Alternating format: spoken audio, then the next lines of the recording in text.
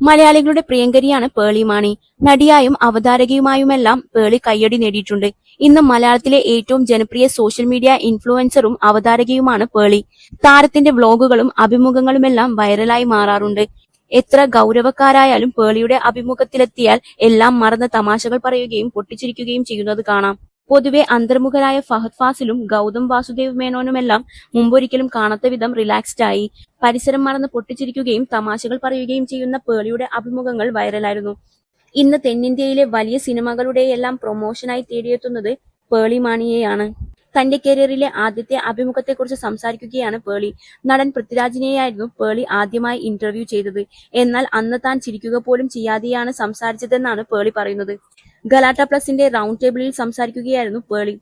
പൃഥ്വിരാജായിരുന്നു അത്. എനിക്ക് എന്താണ് ചെയ്യേണ്ടതെന്ന് അറിയില്ലായിരുന്നു. അവർ എന്തിനാണ് എന്നെ വിളിച്ചതെന്ന് എനിക്കറിയില്ലായിരുന്നു. ആ സമയത്ത് ഞാൻ നടിയാകാൻ ആഗ്രഹിച്ചു നടക്കുകയായിരുന്നു. അപ്പോഴാണ് അവർ എന്നെ ഇന്റർവ്യൂ എടുക്കാൻ വിളിക്കുന്നത്.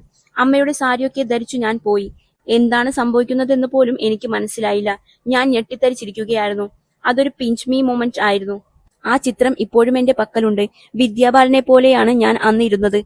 കാരണം ഇന്റർവ്യൂകൾ എടുക്കേണ്ടത് അങ്ങനെയാണെന്നായിരുന്നു ഞാൻ കരുതിയിരുന്നത്. ഞാൻ ചിരിച്ചതുപോലുമില്ല. ഭാഗ്യത്തിന് ആ ഇന്റർവ്യൂ പുറത്തു വന്നിട്ടില്ല, പേളി പറയുന്നു. വർഷങ്ങൾക്ക് ശേഷം പൃഥ്വിരാജ് സംവിധാനം ചെയ്ത എമ്പുരാന്റെ റിവ്യൂ വീഡിയോ ചെയ്തതിനെക്കുറിച്ചും പേളി പറയുന്നു. എന്നാൽ അന്നത്തെ ഇന്റർവ്യൂ പോലെ തന്നെ ആ വീഡിയോയും പുറം ലോകം കണ്ടിട്ടില്ലെന്നാണ് പേളി പറയുന്നത്. റിവ്യൂ ചെയ്തു തുടങ്ങിയാൽ മറ്റ് സിനിമകളുടെയും റിവ്യൂ ചെയ്യേണ്ടി വരുമെന്നതിനാലാണ് താൻ ആ വീഡിയോ ഡിലീറ്റ് ചെയ്തതെന്നാണ് പേളി പറയുന്നത്.